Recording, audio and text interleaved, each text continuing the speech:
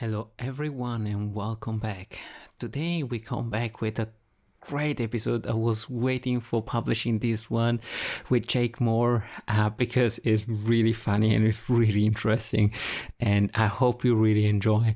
So Jake comes from the Cybercrime and Digital Forensic Department from Dorset Police, and we explore a little bit of the backstory that Jake can share with us, and especially when we're talking about murder scene and how somebody can get caught by just googling how do I hide a body and similar if you want stories and interesting stories. So Jake's after that changed a little bit his job, and now he's the spokesperson for ESET, and he's actually an enjoyer, and sometimes I hate his Twitter because I always see his fantastic scenes from Dorset of him surfing. But aside from his surfing life, he's a good friend and is really interesting on discovering and talking with him a little bit about ransomware, a little bit about the virus, not traditional virus, but the computer virus this time, and how the transition happened from police to effectively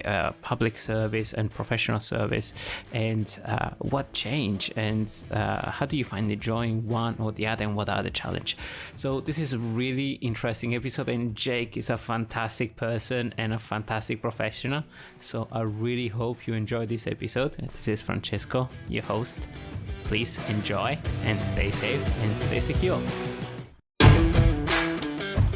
Welcome to the Cybersecurity and Cloud Podcast, where we hear the stories of information security professionals. This podcast explores different angles, out-of-the-box ideas, and the human element of cybersecurity. If you enjoyed today's episode, please consider leaving us a review on Apple Podcasts and supporting us at www.patreon.com/CSCP so we can continue to bring on amazing guests. You can watch videos of the interviews at www.cybercloudpodcast.com. Hello everyone and welcome back to the Cybersecurity and Cloud Podcast. Today we have finally the time and the occasion to have Jake Moore on the shows. I think me and Jake have been pinged here and there on Twitter and challenging each other to do this, and finally he's here. So please let me introduce Jake Moore. Jake Moore is the spokesperson of ESET and also a cybersecurity professional by day, and as I said, spokesperson by night. Jack, welcome to the show. Thanks for having me. This is great. So can you tell a little bit the audience, how do you become a spokesperson, and what you're up to these days? So my job is to be the voice of the company, not in any sales role or anything like that, but to give advice, analysis and commentary on cybersecurity to as far and wide as possible. So there's usually a cyber story going off in the press every day. So I like to discuss and advise on anything that can be helpful to those readers. Amazing. And how did you actually get into that? I mean, cybersecurity, how did you start in cybersecurity? Let's put it this way. Well, it starts actually in the police. I was in the police force for 14 years. Wow. And the majority of that time I was in the high-tech crime unit, which became the digital forensics unit. And then I joined the cybercrime team. So for around 10 years, I was in the digital forensics team looking at digital evidence. As fascinating as it was, I knew this was definitely the future of crime, and it just progressed from there. Then the cybercrime team was funded by the Home Office for each individual force around the country. And I was with them for 2 years, of which I would go around and speak to the county that I'm in, which is Dorset, and speak to businesses of all sizes and give them security advice. And that's when I set my sights on ESET, because the UK head office is just down the road in Bournemouth.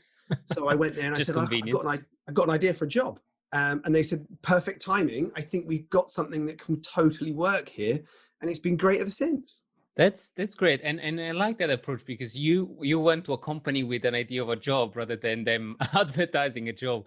I think for new starter and people that are creative and they have that entrepreneurship mind, they don't think immediately, oh, well, I'm fitting in this role or this other role. So they don't think sideways or lateral. Yeah, I mean, I always think aim big. Okay, so A lot of people think it's kind of funny that I went to the company and said, look, I've got this idea, but you might call it luck, but it just all happened to work perfectly, as well as they needed it. I saw an opening for them, and I thought they would need maybe some PR hits, as well as offering that unbiased touch of advice, which companies always need. And again, not going down that sales route. I think it's something that we need to really focus on. Education is absolutely necessary for so many people. I meet people all the time that will say, oh, I'm a technophobe. Oh, I don't understand what I'm doing. I just want it to go away, and I'll just click a button and hopefully someone else can deal with it. I think that's the wrong attitude. And so we need to make people far less worried about it. And I treat everyone like my mum. And 10 years ago, I'll give you an idea there, my mum did not know how a computer worked. And now, 10 years on, she is incredible and knows so much. And I've done it through baby steps with her. And it's so easy that you can do that with absolutely anyone. So I think that's something definitely to take away. No, I love that approach. I love the approach of simple, clean, and teaching your mom. Yeah. Teaching your mom how to do multi-factor and password authenticator. I was trying to get that. I have to admit I failed, but I'm not going to give up. Yeah, don't give up. That's definitely a key thing there. But yeah, my mum loves the password manager. It's brilliant. She's always going on telling her friends about how easy it is. So you never know. She can go on and help other people. So it's Yeah, great. no, I agree. And if it comes from the user, it's I think that's that you have something in there, because if it comes from the user to user, it's much more appreciated than if it comes from a cybersecurity person, because they see us as okay, they don't want to really talk to us up until we create that, as you said, PR image that I really like to create a good PR image for a company of frictionless, of easiness, of easy to approach. Definitely. And it is possible. You don't have to be always thinking about how to sell a product. You can be selling advice as well. And advice is, if anything, is far more impactful on those people's lives. And in turn, you could argue that it may turn back into sales further down the line. I mean, that's the whole idea of PR. But if you can go out there with being that honest and unbiased awareness advice, then it's definitely going to reap the rewards later. Yeah, and we tend to forget that business, even tech business, is all about people. Absolutely. And Gosh. relationships. So if they feel good about you, if they come to you for advice, they might say, that product has that face next to it. I trust it. Ultimately, Absolutely. that's it. Yeah. For anything cyber, they trust the product. So they need to trust the person that are behind it. Yeah. No, I like that. I mean, we're moving into a new phase of where there is a face behind a company. Far, far more. I mean, just look at LinkedIn. The people on LinkedIn have more of a presence than the companies on there, I'd say. Yeah. And that's what we're buying into. I mean, people want to work with people, and they want to trust that person behind that. And you can't fake that trust. I think it comes over time, and you can see that progress. And I think that's something that is really interesting to manifest, but it can only work organically. I think it can only work genuinely if it's got that trust behind it. Yeah. But then if we pivot that on the dark side, there are people that are trained to actually build on that and create that level of trust to then scam and create that malicious intent, right? True, and that's a great point. I mean, we've still got phishing emails that are able to very quickly manipulate people just through a series of cleverly put together words that make people act on something that they may not normally. Again, people that are victims of these crimes want to just see a quick win where maybe the computer does it for them. But I think it comes down to that education again. So teach these people what to be aware of and how to go around the verification of such things. And hopefully we're going to win that war on cybercrime. Finger crossed. But if you were to give the very quick advice to people to actually spot if something smells too good, if it's something to, how do they spot, for example, a phishing email or a phishing campaign?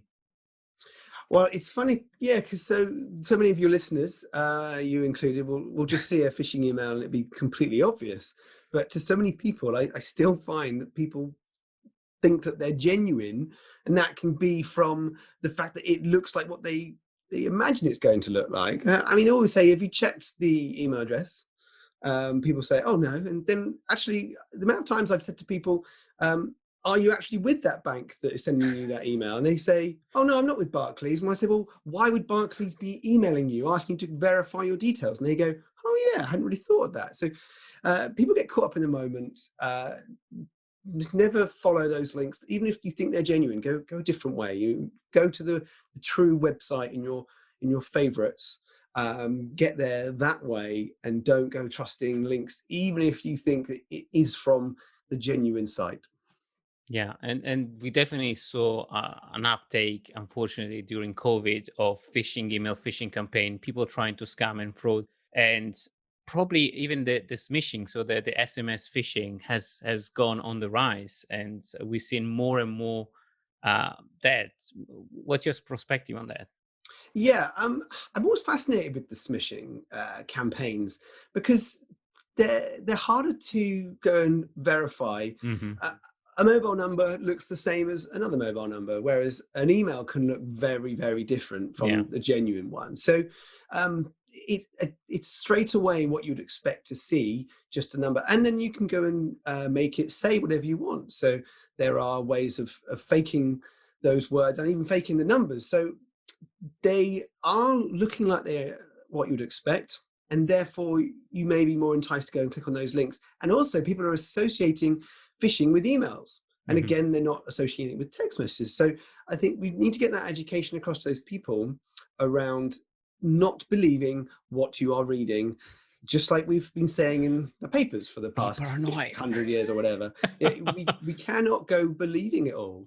But it'll still work because people still do that. So it's a big case around awareness, which I keep going on about because it's still got to go on. But on top of that, to throw in multi-factor authentication, I keep saying to people, just in case you ever divulge your password or your password gets breached, have some sort of multi-factor authentication that is an extra safety net should that get out there. Of which I then go and say, go and get an authenticator app. This is the thing that will just hopefully make people think twice. And then in turn, they'll go and think twice about their reusing of their password, which people still do. But hey, it's keeping me in a job. I think it's going to keep us in a job for a very long time. Yeah.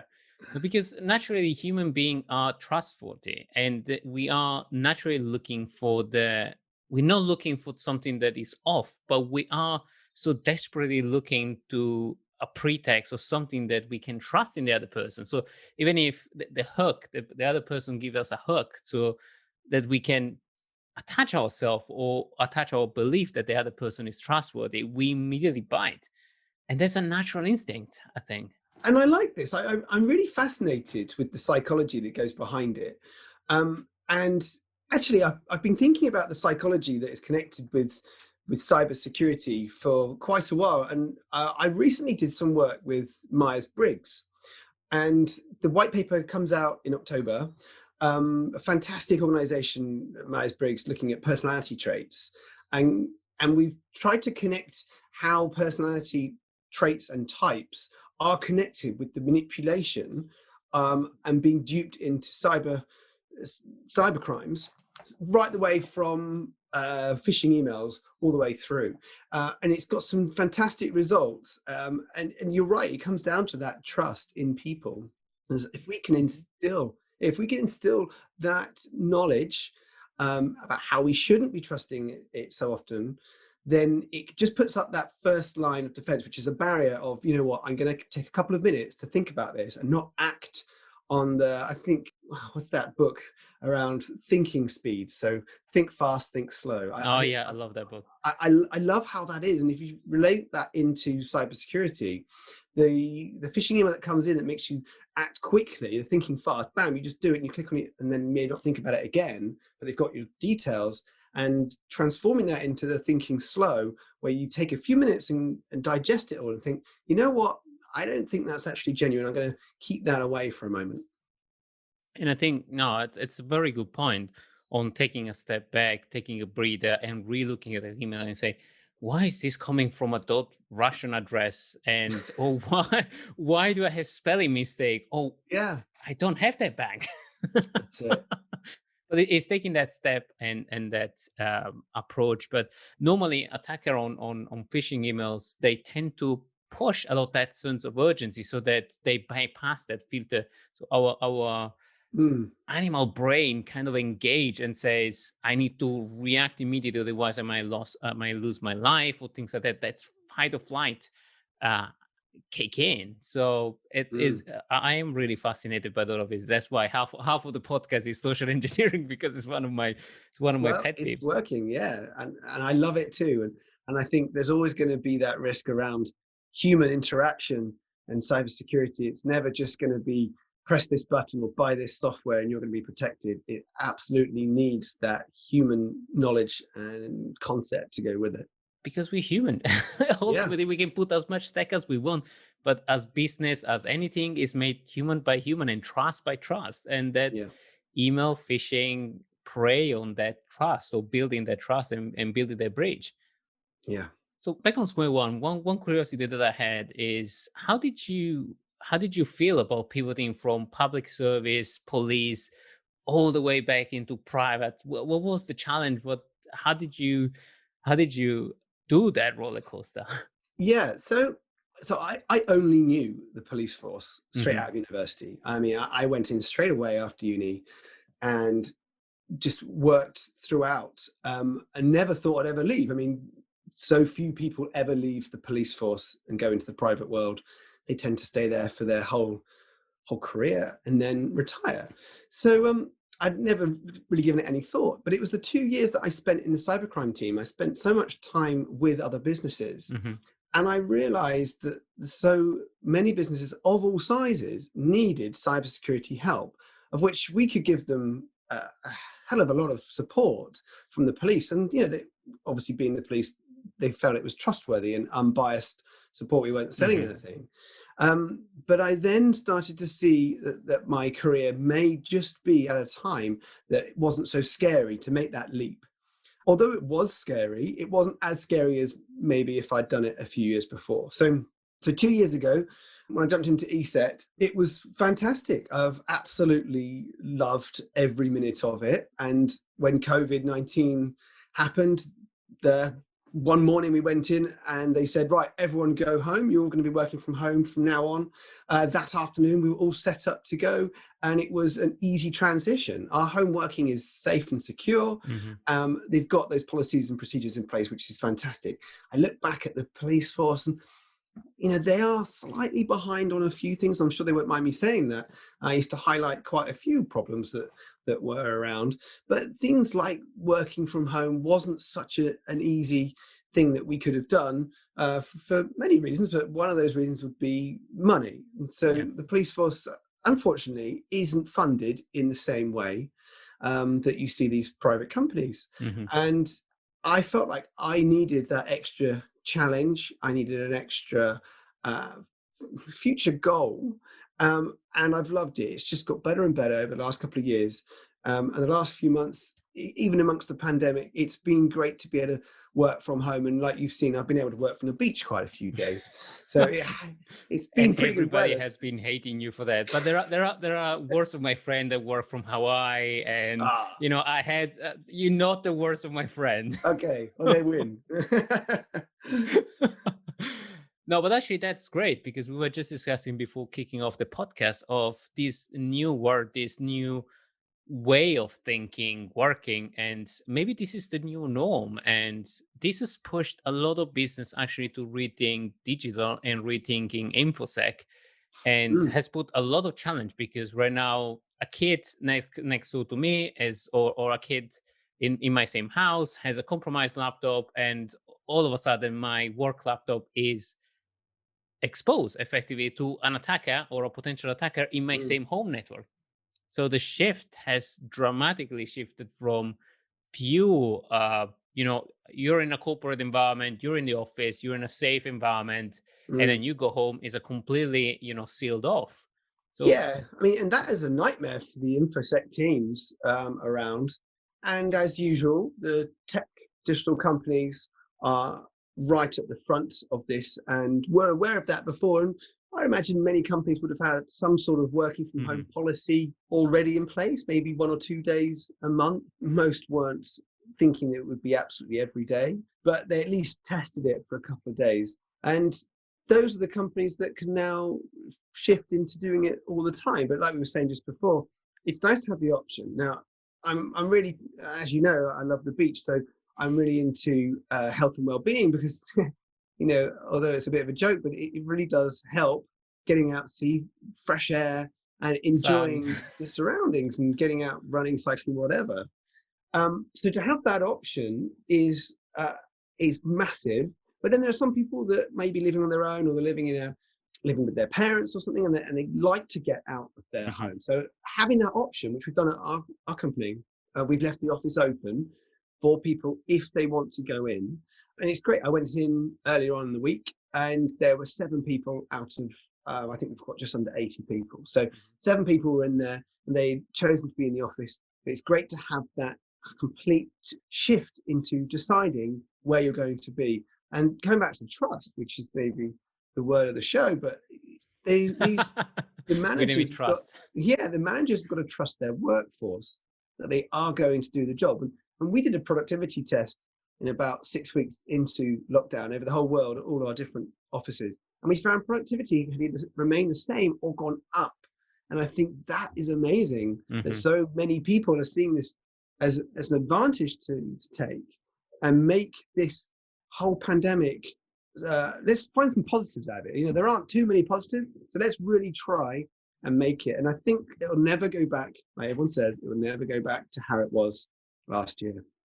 No, because we got maybe used to working in this distributed, and as you said, it gives us option and it makes people happy. And ultimately, if you're happy, you stay in the workplace environment, because why change? If you're happy to work with your colleague, and maybe the only challenge is, as you said, is getting together. Is for people that start, maybe is a little bit challenging because it's difficult to connect with other people or to ask the question that where you can just literally walk and ask that thing.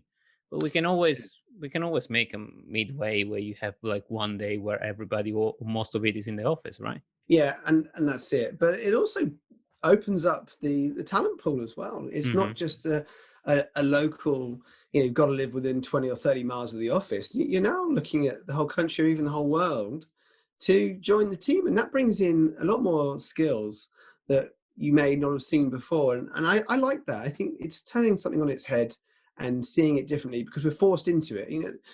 I think a lot of people are saying that what really did form the digitalization of your company this year, was it the CEO, was it the CTO, or was it COVID-19? I think it's turning on the other head. It's like COVID-19, CIO forced by COVID-19, right, or the CTO. Yeah. But I think that's really cool, because if it was the CEO, we'd still be sitting there going, I think we need another consultation phase. But now when you're forced into it overnight, it's crazy how quickly you can drum up some policies and procedures that actually work. Yeah. Yeah, no, and the downside part is that we maybe have adopted a lot of stuff without a proper risk assessment. Like we use that cloud, we use that environment, we use that device, everybody use the device working from home without properly assessing it. And we have made some risky decisions, and there might be some impact out of it, but also some good learning. Hey, Francesco here. A very quick message from our sponsor, and then we return back. This podcast is brought to you by the generosity of NSC42 Ltd, your cybersecurity partner. Cybersecurity is complex and different for every organization, and you need the best tailored service to make sure your customers' data is safe and sound, so you can focus on what's important, focusing on your clients and bringing the best and safest experience. NSC42 Ltd can help you during your cloud transformation, cybersecurity assessment for your compliance checklist on-premise and on the cloud. Want to know more? Visit www.nsc42.co.uk to get your free quote.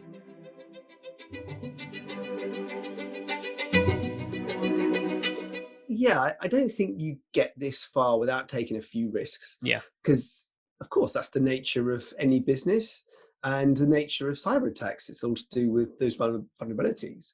But I think we've had those first few months where it was all up in the air. We all didn't really know what was going on, whose home network was safe, whose wasn't. We got through it. At the time, I think I predicted that we'd see another WannaCry 2.0, actually, of which luckily I was wrong. And we didn't see a huge influx at the time, although we've been seeing cyber attacks increase steadily, especially taking on the guise of COVID-19 attacks, phishing emails, and so on. But as we've got through those first few months, I think we're now at a stage where those companies have tweaked their own security, got the training in place, which I think was absolutely key, and make it mandatory, but make it interesting. That's possibly an oxymoron there, but it is possible to go and get those staff trained up, and so it sticks in, and something that's not too boring. And on the point of WannaCry, I'd like to pick it up. Probably we haven't seen that as a widespread campaign, but we've seen much more target. And I've been seeing a lot of, if you want, in the ransomware world, I've seen a little bit of a shift on methodology. Organizations are pushing back on paying the ransom, and that's absolutely fantastic because we don't finance the attacker. But then the attacker actually disclosed the information. That's a new thing that I start seeing. I had some of my ex-clients actually saying, well, we haven't paid the ransom, we have the backup, so they were absolutely fine. But then all of a sudden, information disclosed, passport going out in the web and things like that. So what do you do? That's still an information disclosure. Yeah, this is something I've equally seen a massive increase, and the impact is huge on what it can have on a business. Scary to think that we were possibly starting to get a grip of ransomware.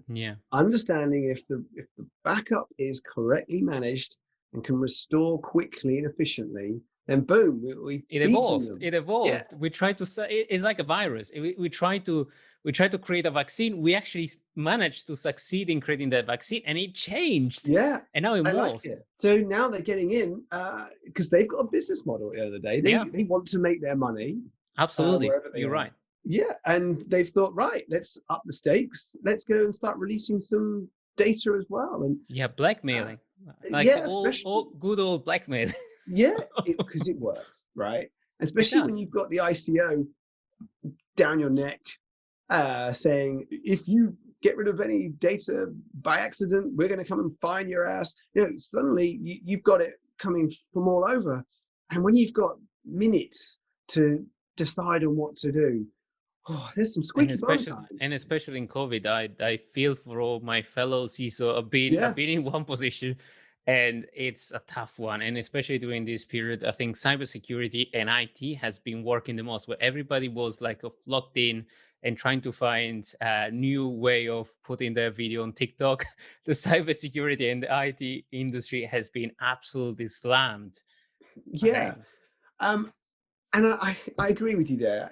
I really do feel for so many people, from the person that maybe clicked on a link who might be getting told off for it, right the way through to the CEO and the CISO who's pulling their hair out saying, what on earth do we do? And that's when they can't talk face to face with whoever they want to in the company. It would have been a challenging time. We need to ask ransomware holiday. So can you give us 6 months of holiday so that we send all the cyber people on holiday? But you know what? There's one thing that really gets me, and it's not if they've paid off the attackers, even though that's horrendous. I always advise never pay. But even if they have, or even if they've lost some data, don't try and cover it up. The amount of companies that will try and cover it up, it just makes them look worse. I think if you hold your hands up and say, you know what, we had that inevitable attack. We made some mistakes. We're human again, and we've fixed it now. I'm sure if they did the same attack again, fingers crossed, it wouldn't work. And that's going to be far more rewarding in the future. They won't look so terrible with egg on their face when they try and hide that disclosure from anyone ever finding out.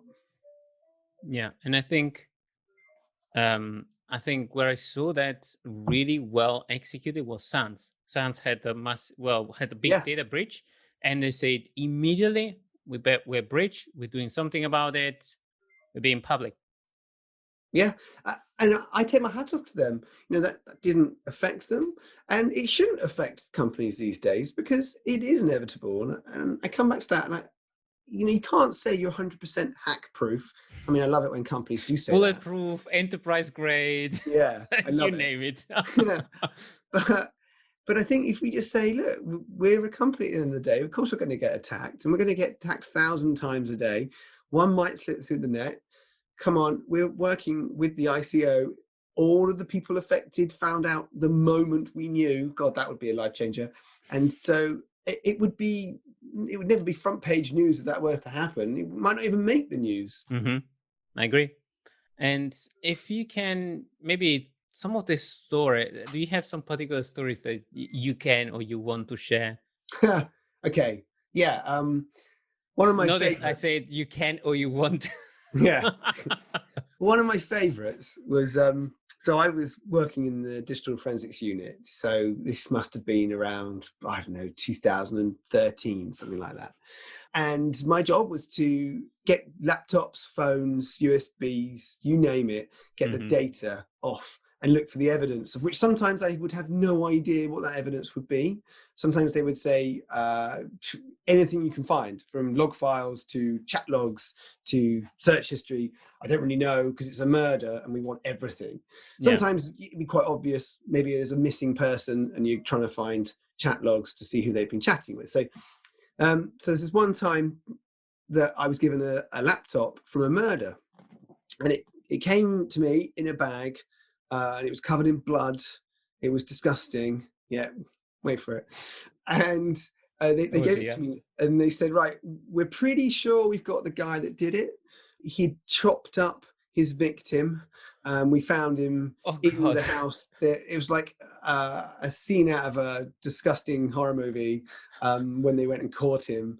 And he had the weapon, and everything. But as protocol, we need the laptop looked at. Just do a normal analysis on it. I said, okay, this is disgusting, but it's gonna be gloves sticky. on. Yeah, got the hard drive out, made an image of the hard drive, and just started plugging through. So I thought, well, the best place to start is to see if it was on at the time of the offence. So looking through the log files, I found it was on. So that's something. If it had been off, then so be it. Again, they told me that they found the guy and he's pretty much admitting it. But I thought I'd go and have a look to see if there's anything in the time that it was on that the offence has allegedly occurred. And I found that the suspect had been on Google. Okay. Oh, this is interesting. What was he Googling around the time of murdering someone? Now, I kid you not, I found in his Google history at that time, he had sat down afterwards at his laptop and Googled, how do I get rid of a dead body? That's internet 101. It's like how to. The funny thing is, right, at the time, I joked with my colleagues. We did have a very dark sense of humor, and I apologize for that. But I guess it comes with the police. Yeah. We saw some crazy stuff. And I remember saying, oh my God, he's actually tried to Google it. And then someone shouted out, well, go on then, Google it. So I did. I then Googled it. And it was fascinating, actually. I went. I don't advise anyone to do. I don't think it would start ringing any alarm bells in the Met or the FBI, but it is quite interesting. I think there will be a lot of alarm bells if you start to catch all the crazy in the world. It's like you need a data center of crazy. I found this blog that was quite interesting. I got into it. There were about 40 different ways of disposing, and it had the pros and cons of getting rid of a body, from getting pigs to eat it, to putting it in a bath of acid, to how to bury it. And if you bury it, you want to be putting another dead animal above it. So if you've got the dogs that come and sniff it out, they'll dig down and only find the deer and think that's what the dogs must have smelled. I mean, I didn't know about that. Thank you. I think it's going to be useful in any of the Yeah, it was crazy to think that it did have these pros and cons, but it all made sense. Anyway, he wasn't so clever because he had left evidence in the way of blood all over this apartment, which was clearly sad, but there's always something of interest that would come out of every different murder that we'd investigate. And did you had any stories where that you can share where the digital forensics was actually key to nail down somebody, or where it was useful for an investigation, even if you Yes, can share like generics, not of specifics? course. So yeah, the amount of times that I would be called to court, because you'd have someone that would be in custody and he would just go, no comment, just every question, no comment, no comment. And so at the time they would say, right, well, we'll get our digital forensic specialists to go and have a complete look through your computer. And they'd say, yeah, no comment. They'd always be advised to just let that happen, because in their eyes, they're thinking if we can't find the evidence, then they might go scot-free. Right. Towards the end of my time there, I actually got more frustrated because so much of it would be heavily encrypted, and it'd be very, very difficult to go and break that encryption. But especially at the start, when encryption wasn't so big and the world of Tor wasn't such a big thing, there would be not just breadcrumbs left on a computer, there would be everything left on a computer. And so the amount of times that I would go looking through a computer, my job would be going to look for maybe passworded content, or maybe do some file signature analysis and find that strange looking Word document .doc isn't actually a .doc. If my signature analysis might tell me that's a JPEG or an MPEG, maybe it could be something else. Maybe his partner can't open it up, but then he could if he just changed the file extension. Little things like that. And Security so I through then, obscurity, anyone? yeah. Well, I would then go and put a report together and say what I found. A different team would go grading anything that would be indecent, which was great that someone else would look through that, not me.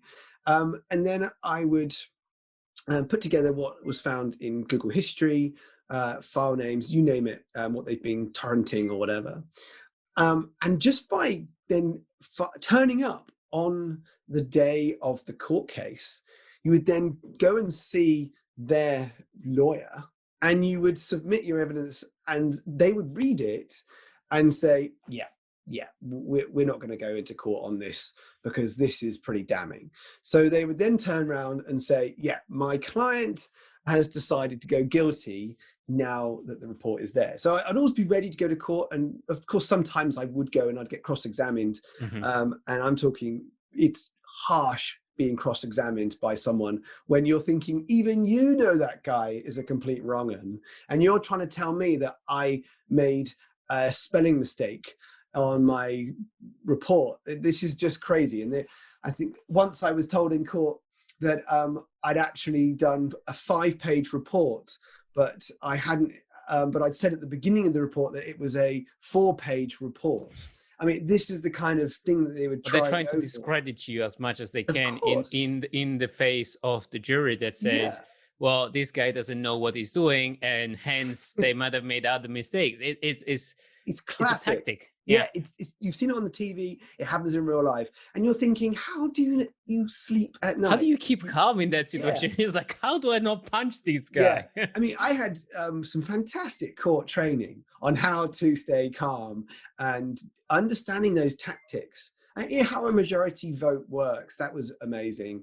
How they would be working on just convincing 3 people on a jury of 12 that they could be innocent. That's all they're working for, 3. That's nuts. And we're there trying to get a majority verdict, or sometimes the full 12 on the jury. But no, it would be great to go to court with a report and hand it to them and then go, yeah, we're not going to carry on anymore. And you think, great, justice is done, and that guy can hopefully go away for some time. And do you miss that? Do you miss that feeling? Oh, yeah. And I get asked that quite a lot, and I do. And I miss the family feel that the police has as a vibe, because you're with these people for years. I mean, for me, 14 years is a long time. Just under half of what other people would do, but yeah, it still was a long time. And I loved it. I felt like I was giving back to the community.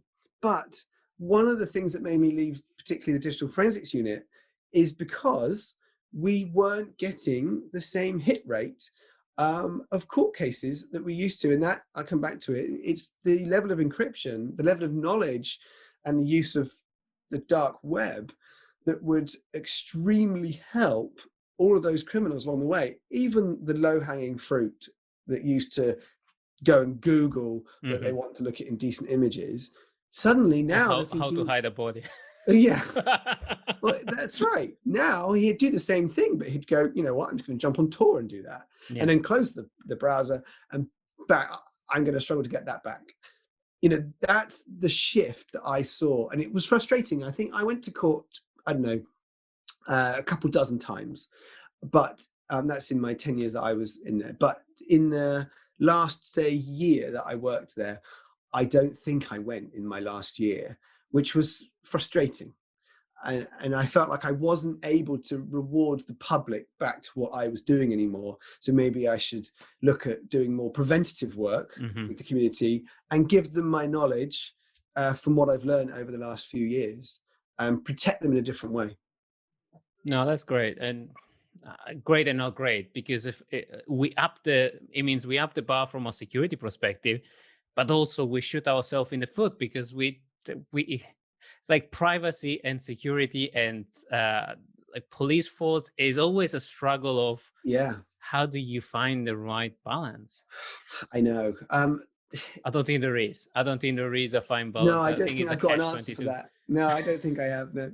I don't think nobody has. But anyway, Jake, it's been an absolute pleasure. But before we close, we have a tradition in the podcast. We need to leave everybody with a warm and fuzzy feeling. So we leave with a positive message on cybersecurity, Jake. Very quick one, short one, before we close. One from me. Okay. You make your own luck. That's one of my favorite sayings. That's it? Very short. I think that's the record of the shortest message. You wanted it short. That's short and sweet. I love it. No, absolutely. And it's been an absolute pleasure of a conversation. Amazing story. So, Jake, absolute pleasure. I still hate you for your picture on the beach. Oh, I'm sorry. Not sorry. Not sorry. It's been an absolute pleasure. And thank you, everybody, for listening. This is Francesco Cipollone, your cybersecurity, and stay safe.